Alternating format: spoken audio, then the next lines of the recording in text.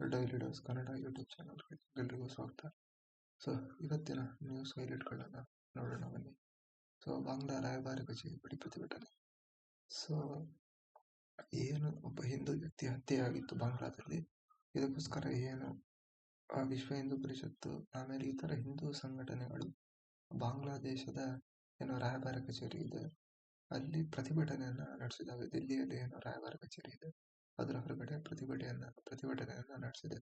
So ಇವರು ಪ್ರತಿಭಟನಾಕಾರರು ರಾಯಭಾರ ಕಚೇರಿ ಒಳಗೆ ನುಗ್ಗೋದಕ್ಕೆ ಪ್ರಯತ್ನ ಪಟ್ಟಿದ್ದಾರೆ. ಆವಾಗ ಭದ್ರತಾ ಸಿಬ್ಬಂದಿ ಮತ್ತು ಇವರ ನಡುವೆ ಘರ್ಷಣೆ ಕೂಡ ನಡೆದಿದೆ.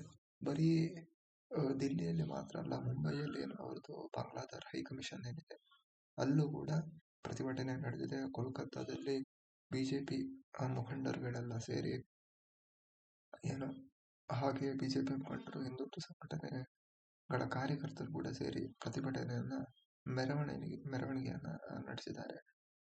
ಹಾಗೆ ಉಭಯ ರಾಷ್ಟ್ರಗಳ ರಾಯಭಾರಿಗಳಿಗೆ ಸಮನ್ಸ್. ಎರಡು ರಾಷ್ಟ್ರಗಳ ರಾಯಭಾರಿಗಳು ಏನಿದ್ದಾರೆ, ಇಂಡಿಯಾದಲ್ಲಿ ಇರೋ ಬಾಂಗ್ಲಾದೇಶದ ರಾಯಭಾರಿ ಹಾಗೆ ಬಾಂಗ್ಲಾದೇಶದಲ್ಲಿರೋ ನಮ್ಮ ಇಂಡಿಯಾದ ರಾಯಭಾರಿ ಏನಿದ್ದಾರೆ ಅವರಿಗೆ ಸಮನ್ಸ್ ಅನ್ನ ಉಭಯ ರಾಷ್ಟ್ರಗಳು ನೀಡಿವೆ. ಸೊ ಹಂಗೇನೆ ದೀಪು ಚಂದ್ರದಾಸ್ ಇವರ ಮೇಲೆ ಏನೋ ಆರೋಪ ಇತ್ತು, ಅದು ಸುಳ್ಳು ಅಂತ ಕೂಡ ಗೊತ್ತಾಗಿದೆ. ಸುಮ್ಮನೆ ಒಂದು ಜೀವ ಅನ್ಯಾಯವಾಗಿ ಸತ್ತೋಗಿದೆ.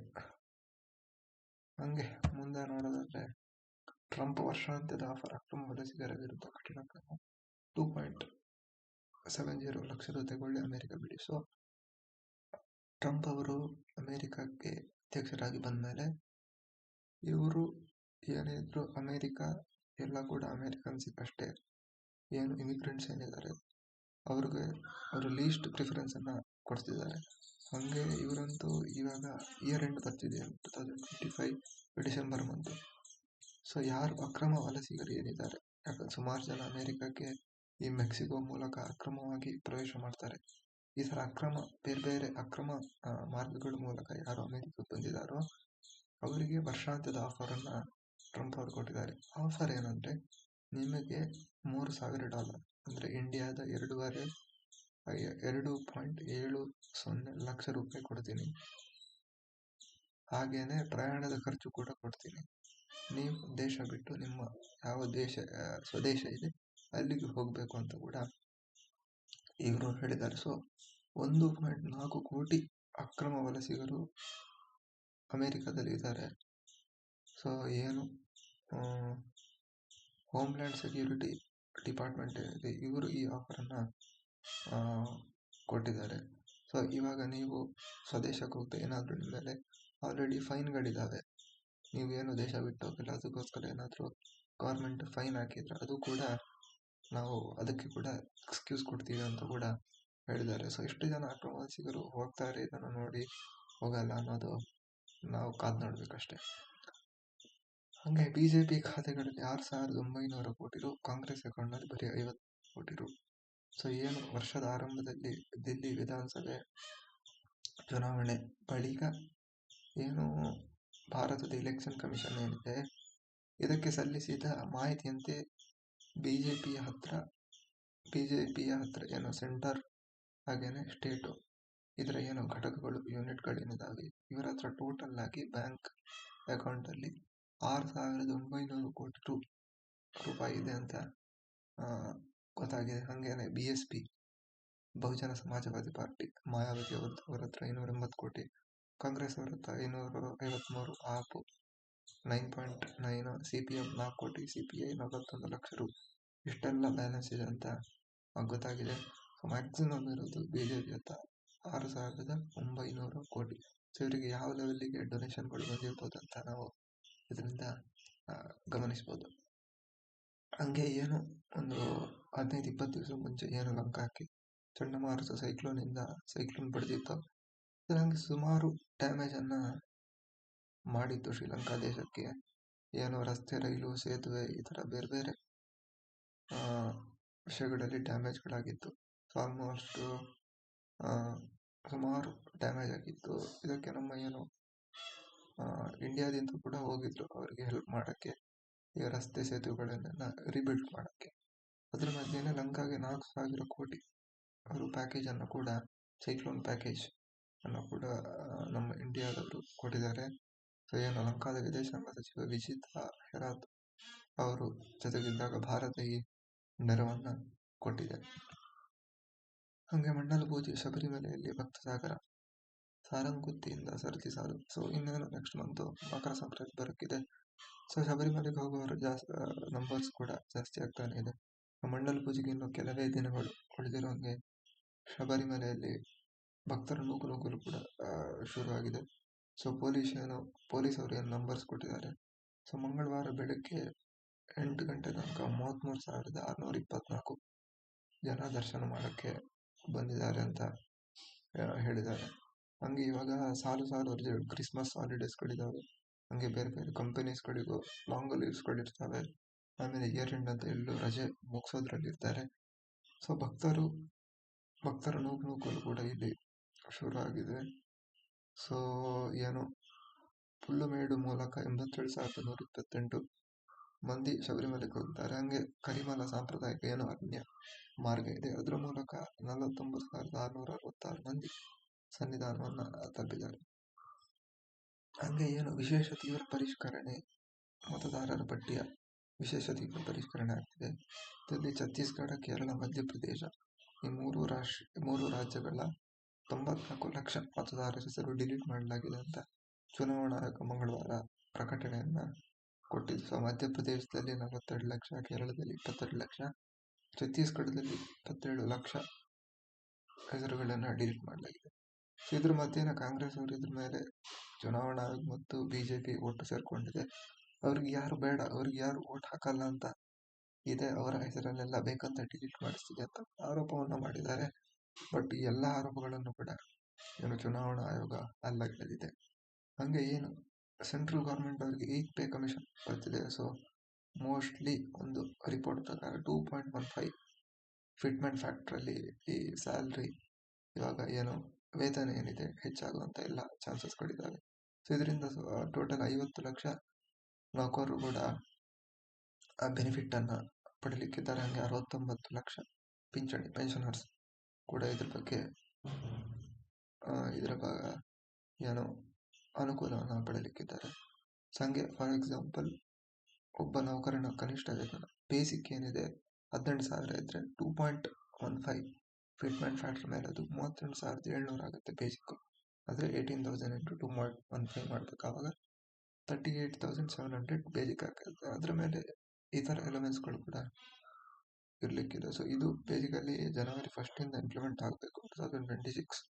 ಬಟ್ ಇಂಪ್ಲಿಮೆಂಟ್ ಆಗಿಲ್ಲ ಅಂದ್ರೆ ಯಾವಾಗ ಉಳಿದಿರೋ 2026 ಇಂದ ಕೌಂಟ್ ಮಾಡಿ ಅರಿಯರ್ಸ್ ಅಂತ ಯಾವಾಗ ಇದು ಇಂಪ್ಲಿಮೆಂಟ್ ಆಗುತ್ತೋ ಕರೆಕ್ಟ್ ಆಗಿ, ಅಲ್ಲಿಂದ ಈ 2026 ಜನವರಿ 1st ಇಂದ ಏನು ಪೆಂಡಿಂಗ್ ಇತ್ತೋ ಅದನ್ನೆಲ್ಲ ಎರಿಯರ್ಸ್ ಅಂತ ಮುಂದೆ ಯಾವಾಗ ಇಂಪ್ಲಿಮೆಂಟ್ ಆದ್ಮೇಲೆ ಅದನ್ನು ಕೊಡ್ತಾರೆ.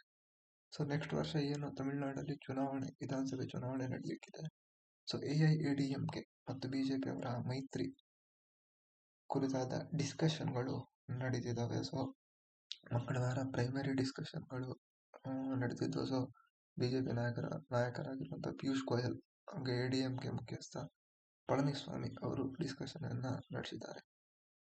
ಫೈನಲಿ ಒಂದ್ಸಲ ಫಾರ್ ದ ಫಸ್ಟ್ ಟೈಮ್ ಈ ಸಲ ಆದ್ರೂ ತಮಿಳುನಾಡಲ್ಲಿ ಬಿಜೆಪಿ ಬೆಂಬಲಿತ ಅಥವಾ ಬಿಜೆಪಿ ಮೈತ್ರಿಕೂಟ NDA ಬೇಸಿಕಲಿ ಅಧಿಕಾರಕ್ಕೆ ಬರುತ್ತಾ ಅನ್ನೋದನ್ನ ನಾವು ಕಾದ್ ನೋಡ್ಬೇಕಷ್ಟೆ. ಹಂಗೆ ಏನು ನರೇಗಾದ ಹೆಸರನ್ನ ಚೇಂಜ್ ಮಾಡಿ BBG ರಾಮ್ಜಿ ಹೆಸರನ್ನ ಚೇಂಜ್ ಮಾಡಿದ್ರು. ಇದರ ಬಗ್ಗೆ ಕಾಂಗ್ರೆಸ್ ಹಾಗೂ ಬಿಜೆಪಿಯ ಮಧ್ಯೆ ಏನು ಜಟಾಪಟಿ ನಡೀತಿದೆ. ಕಾಂಗ್ರೆಸ್ ಅವರು ಏನು ಗಾಂಧೀಜಿ ಹೆಸರನ್ನ ತೆಗೆಯುವ ಅಗತ್ಯ ಇಲ್ಲ ಅಂತ ಹೇಳಿದ್ರು. ಹಂಗೇನೆ ಕಾಂಗ್ರೆಸ್ ಅವರು ರಾಮದೇವರ ಹೆಸರನ್ನು ಹಾಕುವ ಅಗತ್ಯ ಏನಿತ್ತು ಅಂತ ಕೂಡ ಕ್ವಶನ್ ಅನ್ನ ಮಾಡಿದ್ದಾರೆ. ಅದಕ್ಕೆ ಬಸವರಾಜ ಬೊಮ್ಮಾಯಿ ಅವರು ಗಾಂಧೀಜಿಯವರು ರಾಮನ ವಿಚಾರಗಳನ್ನು ತಮ್ಮ ಜೀವನದುದ್ದಕ್ಕೂ ಪ್ರತಿಪಾದಿಸಿದ್ರು. ಸೊ ಅವರ ರಾಮ್ಜಿ ಅಂತ ಈ ನರೇಗಾವನ್ನ ಚೇಂಜ್ ಮಾಡಿ ರಾಮನ ಹೆಸರನ್ನು ಅದರಲ್ಲಿ ಇಂಪ್ಲಿಮೆಂಟ್ ಮಾಡಿದ್ರೆ ಅದೇನು ತಪ್ಪಾಗಲ್ಲ ಅಂತ ಕೂಡ ಬಿಜೆಪಿಯವರು ಏನು ಈ ಮಸೂದೆಗೆ ಹೊಸ ಹೆಸರನ್ನು ಇಟ್ಟಿದ್ದಾರೆ ಅದನ್ನು ಅವರು ಜಸ್ಟಿಫೈ ಕೂಡ ಮಾಡಿದ್ದಾರೆ. ಹಂಗೆ ಕುರ್ಚಿಯ ಏನು ಜಟಾಪಟಿ ನಡೆಸಿದ ಮುಖ್ಯಮಂತ್ರಿ ಸ್ಥಾನಕ್ಕೆ DKಶಿ ಮತ್ತು ಸಿದ್ದರಾಮಯ್ಯ. ಸೊ ಮಲ್ಲಿಕಾರ್ಜುನ ಖರ್ಗೆ AICC ಅಧ್ಯಕ್ಷರು ಕೂಡ ತುಂಬಾನೇ ಇವರಿಗೆ ಏನು ಬೇಜಾರಾಗ್ಬಿಟ್ಟಿದೆ. ಹೇಳಿದ್ದು ಕೇಳಿದ್ದು ಎಲ್ಲ ಮುಗ್ದಿದೆ ಅಂತ ಇವರು ಬೇಜಾರಲ್ಲಿ ಹೇಳೋಗಿದ್ದಾರೆ. ಸೊ ಇನ್ನು ಏನಿದ್ರು ಹೈಕಮಾಂಡ್ ಏನು ಡಿಸಿಷನ್ ತಗೊಳುತ್ತೆ ಅದೇ ಫೈನಲ್ ಅಂತ ಕೂಡ ಹೇಳಿದ್ದಾರೆ. ನನ್ನ ಏನು ಒಪಿನಿಯನ್ ಬೇರೆ ಬೇರೆ ಸಚಿವರು ಶಾಸಕರು ನನ್ನ ಹತ್ರ ಒಪಿನಿಯನ್ ಹೇಳಿದ್ದಾರೆ. ನಾನು ಕೂಡ ಅವ್ರ ಹತ್ರ ಹೇಳ್ಕೊಂಡಿದ್ದೀನಿ. ಸೊ ಗೊಂದಲ ಆಲ್ಮೋಸ್ಟ್ ಮುಗ್ದಿದೆ. ಏನಿದ್ರು ಮುಂದೆ ಹೈಕಮಾಂಡ್ ಏನು ಹೇಳುತ್ತೆ ಇದ್ರ ಮೇಲೆ ಎಲ್ಲ ಡಿಪೆಂಡ್ ಆಗುತ್ತೆ ಅಂತ ಕೂಡ ಇವರು ಹೇಳಿದ್ದಾರೆ. ಬಟ್ ಈ ಓಪನ್ ಆಗಿ ಡಿಸ್ಕಷನ್ ಏನು ನಡೀತಿದೆ ಇದರಿಂದಾಗಿ AICC ಮಲ್ಲಿಕಾರ್ಜುನ ಖರ್ಗೆ ಅವರು ಬಹಳ ಬೇಜಾರಾಗಿದೆ, ಅವರಿಗೆ ಕೋಪನೂ ಬಂದಿದೆ ಅಂತ ಕೂಡ ಇಲ್ಲಿ ನಾವು ನೋಡ್ಬೋದು. ಹಂಗೆ 17 ಕಡೆ ಲೋಕಾಯುಕ್ತ ದಾಳಿ ನಡೆಸಿ ಆದಾಯಕ್ಕಿಂತ ಅಧಿಕ ಆಸ್ತಿಯನ್ನು ಗಳಿಸಿದ್ದ 4 ಅಧಿಕಾರಿಗಳ ಮೇಲೆ ಲೋಕಾಯುಕ್ತ ಅವರು ದಾಳಿಯನ್ನ ನಡೆಸಿದ್ದಾರೆ. ಸೊ ಮಾರುತಿ ಯಶವಂತ್ ಮಾಳಿ ಸಿದ್ದಾಪುರ ಕೋಲ್ಸಿರ್ಸಿ ಸಹಕಾರ ಸಂಘದ ಮುಖ್ಯ ಕಾರ್ಯನಿರ್ವಾಹಕ, ಉತ್ತರ ಕನ್ನಡ ಡಿಸ್ಟ್ರಿಕ್ಟ್ ಹಂಗಿದೆ ವಿಜಯಲಕ್ಷ್ಮಿ ಗ್ರಾಮೀಣ ಕುಡಿಯುವ ನೀರು ಸರಬರಾಜು ಮತ್ತು ಒಳಚರಂಡಿ ಇಲಾಖೆ ಉಪವಿಭಾಗದ ಸಹಾಯಕ ಕಾರ್ಯಪಾಲಕ ಅಭಿಯಂತರೆ, ಮಲ್ಲಪ್ಪ ಹನುಮಂತಪ್ಪ ಯರಜರಿ ಸಹಾಯಕ ನಿರ್ದೇಶಕ, ಬಸವನ ಬಾಗೇವಾಡಿ ವಿಜಯಪುರ, ಶ್ಯಾಮ್ ಸುಂದರ್ ಕಂಬಳೆ ಸಹಾಯಕ ಕಾರ್ಯದರ್ಶಿ, ಬಾಗಲಕೋಟೆ ಜಿಲ್ಲಾ ಪಂಚಾಯತ್. ಈ 4 ಅಧಿಕಾರಿಗಳ ಮೇಲೆ ಲೋಕಾಯುಕ್ತದವರು ದಾಳಿಯನ್ನ ನಡೆಸಿದ್ದಾರೆ. ಸೊ ಮನೆ, ಕಚೇರಿ, ಬೇರೆ ಬೇರೆ ಕಡೆ ಹಾಗೆ ಇಂಪಾರ್ಟೆಂಟ್ ಡಾಕ್ಯುಮೆಂಟ್ಸ್ಗಳನ್ನು ಅವರು ಕಲೆಕ್ಟ್ ಮಾಡಿದ್ದಾರೆ. ಸೊ ಟೋಟಲಿ ಅಕ್ರಮವಾಗಿ ಇವಾಗ ವ್ಯಾಲ್ಯೂ ಎಷ್ಟು ಇವರು ಪತ್ತೆ ಮಾಡಿದ್ದಾರೆ ಅಂದ್ರೆ 4 ಜನರದ್ದು ಸೇರಿ 19.20 ಕೋಟಿ ಮೌಲ್ಯದ ಏನು ಅಕ್ರಮ ಆಸ್ತಿಯನ್ನ ಲೋಕಾಯುಕ್ತದವರು ಪತ್ತೆ ಮಾಡಿದ್ದಾರೆ. ಸೊ ಟೋಟಲಿ 17 ಜಾಗಕ್ಕೆ ಅಟ್ ದ ಸೇಮ್ ಟೈಮ್ ಇವರು ದಾಳಿಯನ್ನ ನಡೆಸಿದ್ರು. ಹಂಗೆ ಬಿಜೆಪಿ ಶಾಸಕ ಭೈರತಿ ಬಸವರಾಜ್ ಯಾವುದೇ ಕ್ಷಣದಲ್ಲಿ ಬಂಧನಕ್ಕೊಳಗಾಗುವ ನಿರೀಕ್ಷೆಯಲ್ಲಿದ್ದಾರೆ. ಸೊ ಏನು ರೌಡಿ ಶೀಟರ್ ಬಿಕ್ಲು ಶಿವ ಈ ತರ ಹತ್ಯೆಗೆ 5ನೇ ಆರೋಪಿ ಇವರು. ಸೊ ಇವರು ಪೂನಾದಲ್ಲಿ ಅಥವಾ ಗೋವಾದಲ್ಲಿ ಇದ್ದಾರೆ ಅಂತ CID ಅಧಿಕಾರಿಗಳಿಗೆ ಇನ್ಫಾರ್ಮೇಶನ್ ಸಿಕ್ಕಿತ್ತು. ಬಟ್ ಇನ್ನೂ ಬಂಧನ ಆಗಿಲ್ಲ. ಸೊ ಇವಾಗ ಮತ್ತೆ ಏನು ಇವರು ನಿರೀಕ್ಷಣಾ ಜಾಮೀನನ್ನ ಪಡೆಯೋಕೆ ಅರ್ಜಿಯನ್ನ ಹಾಕ್ಸಿದ್ರು, ಬಟ್ ಅದು ರಿಜೆಕ್ಟ್ ಆಗಿತ್ತು. ಸೊ CID ಇವರು ಬೇರೆ ಇನ್ನೊಂದು ಕಡೆ ಎಲ್ಲೋ ತಲೆಮರೆಸ್ಕೊಂಡು ಹೋಗಿರ್ಬೋದು ಅಂತ CID ಅವರು ಅನುಮಾನ ವ್ಯಕ್ತಪಡಿಸಿದ್ದಾರೆ. ಸೊ CID ಅವರು ಇವರನ್ನ ಅರೆಸ್ಟ್ ಮಾಡೋದಕ್ಕೆ ಕಂಪ್ಲೀಟ್ ಆಗಿ ಹುಡುಕಾಟದಲ್ಲಿದ್ದಾರೆ. ಸೊ ಪತಿಯ ಚಿಕಿತ್ಸೆಗಾಗಿ ಕಳ್ಳತನ ಹಿಡಿದು ಉಪನ್ಯಾಸಕಿ ಟೀಚರ್ ಒಂದು ರೆಸ್ಪೆಕ್ಟೆಡ್ ಪೊಸಿಷನ್. ವಿದ್ಯಾರ್ಥಿಗಳಿಗೆ ಸ್ಟೂಡೆಂಟ್ಗಳಿಗೆ ಹೆಂಗ್ ಜೀವನದಲ್ಲಿ ಇರಬೇಕು ಅಂತ ಒಂದು ಪಾಠ ಹೇಳ್ಬೇಕಾಗಿರೋರು ಕಳ್ಳತನ ಹಿಡಿದ್ರೆ ಹಂಗೆ ಬೇಲಿಯೇ ಎದ್ದು ಹೊಲ ಮೊಯ್ದಂತೆ ಅಂತ ಏನೊಂದು ಗಾದೆ ಇದೆ, ಅದೇ ಆಗಿದೆ ಇಲ್ಲಿ. ಸೊ ಬಸವನಗುಡಿಯ ಏನು ಶಿವಮೊಗ್ಗ ಜಿಲ್ಲೆ ಮೂಲದ ಸದ್ಯಕ್ಕೆ ಬಸವನಗುಡಿಯ ಏನು ರೇವತಿ ಅನ್ನೋರಿದ್ದಾರೆ. ಇವರು ಬೆಳ್ಳಂದೂರಿನ ಒಂದು ಖಾಸಗಿ ಶಾಲೆಯಲ್ಲಿ ಕನ್ನಡ ಲೆಕ್ಚರರ್ ಕೂಡ ಆಗಿದ್ರು. ಇವರು ಏನು ರಜಾ ಟೈಮ್ ಏನಿದೆ ಇವರಿಗೆ ಫ್ರೀ ಇರೋ ಟೈಮ್ ಏನಿದೆ ಆವಾಗ ಮದುವೆ ಮಂಟಪಗಳಿಗೆ ತೆರಳಿ ಚಿನ್ನಾಭರಣ ಆಮೇಲೆ ಹಣ ಇದನ್ನೆಲ್ಲ ಕದೀತಿದ್ರು. ಸೊ ಇವರ ಬಂಧನ ಕೂಡ ಆಗಿದೆ. ಸೊ ಇವರ ಪತಿ ಸುಮಾರು ವರ್ಷಗಳಿಂದ ಅನಾರೋಗ್ಯದಿಂದ ಬಳಲುತ್ತಿದ್ದಾರೆ. ಸೊ ಇವರ ಶಸ್ತ್ರಚಿಕಿತ್ಸೆಗಾಗಿ ಕಳ್ಳತನ ಮಾಡ್ತಿದ್ದೀರಂತ ಕೂಡ ವಿಚಾರಣೆಯಲ್ಲಿ ತಿಳಿದು ಬಂದಿದೆ. ಹಂಗೆ ಬ್ರೆಡ್ ನಲ್ಲಿತ್ತು 1.20 ಕೋಟಿ ಮೌಲ್ಯದ ಕೊಕೇನ್. ಸೊ ಎಲ್ರಿಗೂ ಗೊತ್ತಿದೆ ನ್ಯೂ ಇಯರ್ ಬರ್ತಿದೆ. ಸೊ ನ್ಯೂ ಇಯರ್ ಏನೋ ಪಾರ್ಟಿಗಳು ನಡೀತಿದ್ದಾವೆ. ಇದಕ್ಕೆ ಬೇಸಿಕಲಿ ಏನು ಕೊಕೇನು, ಡ್ರಗ್ಸ್ ಮುಂತಾದವುಗಳನ್ನ ಸಪ್ಲೈ ಮಾಡೋದಕ್ಕೆ ಈ ನೈಜೀರಿಯಾ ಮೂಲದವಳು ಎಸ್ತರ್ ಇಯಾನೋಲನ ಇವಳು 1.20 ಕೋಟಿ ಮೌಲ್ಯದ ಕೊಕೇನನ್ನ ತರ್ತಿದ್ರು. ಇವರನ್ನ ಪೊಲೀಸರು ಏನು CCB ಮಾದಕ ದ್ರವ್ಯ ನಿಗ್ರಹ ದಳ ಏನಿದ್ದಾರೆ ಇವಳನ್ನ ಬಂಧಿಸಿದ್ದಾರೆ. ಇವಳ ಮನೆಗೆ ಹೋಗಿ ಎಲ್ಲ ಚೆಕಿಂಗ್ ಮಾಡಿದ್ರು, ಎಲ್ಲೂ ಸಿಕ್ಕಿಲ್ಲ. ಸೊ ವಾಪಸ್ ಹೊರಡಕ್ಕಿದ್ರು.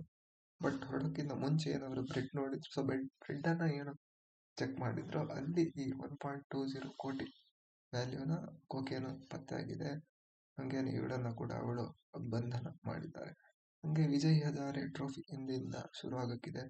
ಸೊ ಕರ್ನಾಟಕದಲ್ಲಿ ಏನ್ ನಡೀಲಿಕ್ಕಿತ್ತೋ ಏನು ಚಿನ್ನಸ್ವಾಮಿ ಸ್ಟೇಡಿಯಂನಲ್ಲಿ ಅದನ್ನ ಸೆಂಟರ್ ಆಫ್ ಎಕ್ಸಲೆನ್ಸ್ BCCI ಅವರ ಸೆಂಟರ್ ಆಫ್ ಎಕ್ಸಲೆನ್ಸ್ ಸ್ಟೇಡಿಯಂಗೆ ಸ್ಥಳಾಂತರ ಮಾಡಲಾಗಿದೆ. ಯಾಕಂದ್ರೆ ಚಿನ್ನಸ್ವಾಮಿ ನಡೆಯೋಕೆ ಇನ್ನೂ ಪರ್ಮಿಷನ್ ಕೊಟ್ಟಿಲ್ಲ. ಏನು ಕಾಲ್ತುಳಿತ ಸಂಭವಿಸಿತ್ತು RCB ಅವರ RCB ಅವರು ಫಸ್ಟ್ ಟೈಮ್ IPL ವಿನ್ ಆದ್ಮೇಲೆ, ಇದಾದ್ಮೇಲೆ ನ್ಯಾಯಮೂರ್ತಿ ಮೈಕಲ್ ಡಿ ಕುನ್ನ ಅವರು ಇಷ್ಟು ಪಾಯಿಂಟ್ಸ್ಗಳನ್ನ ಕೊಟ್ಟಿದ್ದಾರೆ, ಇದೆಲ್ಲ ಇಂಪ್ಲಿಮೆಂಟ್ ಆದ್ರೆ ಮಾತ್ರ ಮ್ಯಾಚ್ ಅನ್ನ ಮಾಡಬೇಕು ಅಂತ. ಅದೆಲ್ಲ ಏನು ಇಂಪ್ಲಿಮೆಂಟ್ ಆಗಿಲ್ಲ. ಅದಕ್ಕೋಸ್ಕರ ಇದನ್ನ BCCI ಅವರ ಸೆಂಟರ್ ಆಫ್ ಎಕ್ಸಲೆನ್ಸ್ಗೆ ಟ್ರಾನ್ಸ್ಫರ್ ಮಾಡಿದ್ದಾರೆ. ಹಂಗೇನೆ ವಿರಾಟ್ ಕೊಹ್ಲಿ ಆಲ್ಮೋಸ್ಟ್ 15 ವರ್ಷದ ಬಳಿಕ ವಿಜಯ್ ಹಜಾರೆ ಟ್ರೋಫಿಯಲ್ಲಿ ಆಡ್ತಾ ಇದ್ದಾರೆ. ಸೊ BCCI ಅವರು ಕಂಪಲ್ಸರಿ ಮಾಡಿದ್ದಾರೆ, ಎಲ್ಲವರು ಆಡ್ಲೇಬೇಕು, ಮಿನಿಮಮ್ 2 ಮ್ಯಾಚಸ್ ಆದ್ರೂ ಆಡ್ಲೇಬೇಕು ಅಂತ. ವಿರಾಟ್ ಕೊಹ್ಲಿ, ಆಮೇಲೆ KL ರಾಹುಲ್, ರೋಹಿತ್ ಶರ್ಮಾ ಎಲ್ಲರೂ ಈ ಸಲ ಮ್ಯಾಚ್ ಅನ್ನ ಆಡಕ್ಕಿದ್ದಾರೆ. ಹಂಗೆ T20 ವುಮೆನ್ಸ್ ICC ರ್ಯಾಂಕಿಂಗ್ ನಲ್ಲಿ ದೀಪ್ತಿ ಶರ್ಮಾ ಅವರು for the first time first place ಅಲ್ಲಿ ನಂಬರ್ 1 ಬೌಲರ್ ಆಗಿ ಆಗಿದ್ದಾರೆ. ಹಂಗೆ ಆಸ್ಟ್ರೇಲಿಯಾದ ಅನ್ನಬೆಲ್ ಸದರ್ಲ್ಯಾಂಡ್ ಅವರು 2ನೇ ಪ್ಲೇಸ್ ಅಲ್ಲಿ ಇದ್ದಾರೆ. ಹಂಗೆ ಸ್ಮೃತಿ ಮಂದನ ICC ಬ್ಯಾಟಿಂಗ್ ರ್ಯಾಂಕಿಂಗ್ ನಲ್ಲಿ 2ನೇ ಸ್ಥಾನಕ್ಕೆ ಇಳಿದಿದ್ದಾರೆ. ಸೌತ್ ಆಫ್ರಿಕಾದ ಲಾರಾ ವೋಲ್ಬರ್ಡ್ ಅವರು ಫಸ್ಟ್ ಪ್ಲೇಸ್ ಅಲ್ಲಿ ಇದ್ದಾರೆ. ಹಂಗೆ ಕುನ್ನಾ ಸಮಿತಿ ಶಿಫಾರಸುಗಳ ಅನುಷ್ಠಾನಕ್ಕೆ ಬದ್ಧ. ಈಗಾಗಲೇ ಹೇಳಿದೆ, ಏನು ಸುರಕ್ಷತಾ ಕ್ರಮ ನ್ಯಾಯಮೂರ್ತಿ ಕುನ್ನಾ ಅವರು ಹೇಳಿದ್ದಾರೆ, ಅದಕ್ಕೆ ಏನು ಕರ್ನಾಟಕ ರಾಜ್ಯ ಕ್ರಿಕೆಟ್ ಸಂಸ್ಥೆ ಏನಿದೆ ಇದಕ್ಕೆ ಬದ್ಧ. 100% ನಾವು ಇದನ್ನೆಲ್ಲ ಇಂಪ್ಲಿಮೆಂಟ್ ಮಾಡ್ತೀವಿ ಅಂತ ಏನು ಕರ್ನಾಟಕ ರಾಜ್ಯ ಕ್ರಿಕೆಟ್ ಮಂಡಳಿ ಅಧ್ಯಕ್ಷರಾಗಿರುವಂತ ವೆಂಕಟೇಶ್ ಪ್ರಸಾದ್ ಅವರು ಹೇಳಿದ್ದಾರೆ. ಸೊ ಇದು ಇಂಪ್ಲಿಮೆಂಟ್ ಆದ್ರೆ ಮಾತ್ರ ಮುಂದೆ ಯಾವುದೇ ಕ್ರಿಕೆಟ್ ಮ್ಯಾಚ್ ಚಿನ್ನಸ್ವಾಮಿ ಸ್ಟೇಡಿಯಂ ನಲ್ಲಿ ನಡೆಯಕ್ಕೆ ಸಾಧ್ಯ, ಇಲ್ಲ ಅಂದ್ರೆ ಯಾವುದೇ ಮ್ಯಾಚ್ ನಡೀಬಾರದು ಅಂತ ಕೂಡ ಹೇಳಿದ್ದಾರೆ. ಹಂಗೆ ಏನು Sri Lanka versus India women's T20 5 series match ನಡೀತಿದೆ. 2ನೇ ಮ್ಯಾಚ್ ಅಲ್ಲೂ ಇಂಡಿಯಾದವರು ವಿನ್ ಆಗಿದ್ದಾರೆ. ಸೊ ಶ್ರೀಲಂಕಾದವರು 9 ವಿಕೆಟ್ಗೆ 128 ರನ್ ಮಾಡಿದ್ರೆ, ಇಂಡಿಯಾದವರು 11.5 ಓವರ್ಗಳಲ್ಲಿ 3 ವಿಕೆಟ್ ನಷ್ಟಕ್ಕೆ 129 ರನ್ ಕೂಡ ಮಾಡಿ ವಿನ್ ಆಗಿದ್ದಾರೆ. So man of the match Shafali Sharma ಅವರಿಗೆ ಸಿಕ್ಕಿದೆ. ಸೊ 3ನೇ T20 ಶುಕ್ರವಾರ ನಡೆಯಲಿಕ್ಕಿದೆ. ಟ್ರಿವೆಂಡ್ರಮ್ನಲ್ಲಿ ರಾತ್ರಿ 7 ಗಂಟೆಗೆ ಸ್ಟಾರ್ಟ್ ಆಗಲಿಕ್ಕಿದೆ. ಹಾಗೆ ವುಮೆನ್ಸ್ ಪ್ರೀಮಿಯರ್ ಲೀಗ್ ಅಲ್ಲಿ ಜೆಮಿಮಾ ರೋಡ್ರಿಗಸ್ ಅವರನ್ನ ಡೆಲ್ಲಿ ಕ್ಯಾಪಿಟಲ್ಸ್ ಇದರ ನಾಯಕಿಯಾಗಿ ನೇಮಕವನ್ನ ಮಾಡ್ತಾರೆ. ಸೊ ಬೇಸಿಕಲಿ ಆಸ್ಟ್ರೇಲಿಯಾದ ಮೆಗ್ ಲ್ಯಾನಿಂಗ್ ಅವರು ಕ್ಯಾಪ್ಟನ್ ಆಗಿದ್ರು. ಇವರು ಜೆಮಿಮಾ ರೋಡ್ರಿಗಸ್ ವೈಸ್ ಕ್ಯಾಪ್ಟನ್ ಆಗಿದ್ರು. ಸೊ ಈ ಸಲ ಏನು ಮೆಗ್ ಲ್ಯಾನಿಂಗ್ ಅವರನ್ನ ರಿಟೈರ್ ಮಾಡ್ಕೊಂಡಿಲ್ಲ ಡೆಲ್ಲಿ. ಸೊ ಜೆಮಿಮಾ ಅವರಿಗೆ ನಾಯಕಿ ಕ್ಯಾಪ್ಟನ್ ಆಗಿ ಬಡ್ತಿ ಕೂಡ ದೊರಕಿದೆ. ಇದಾಗಿತ್ತು ಇವತ್ತಿನ ನ್ಯೂಸ್ ಹೈಲೈಟ್ಗಳು. ನಾನು ಮಾಡ್ತಿರೋ ವಿಡಿಯೋ ಏನಾದರೂ ಇಷ್ಟ ಆಗಿದ್ರೆ ಲೈಕ್ ಮಾಡಿ, ಶೇರ್ ಮಾಡಿ, ಕಮೆಂಟ್ ಮಾಡಿ. ಹಂಗೆ ಚಾನಲನ್ನು ಸಬ್ಸ್ಕ್ರೈಬ್ ಮಾಡೋದನ್ನು ದಯವಿಟ್ಟು ಮರಿಬೇಡಿ. Thank you, bye. ನಾಳೆ ಮತ್ತೆ ಸಿಗೋಣ. Bye bye. Next day.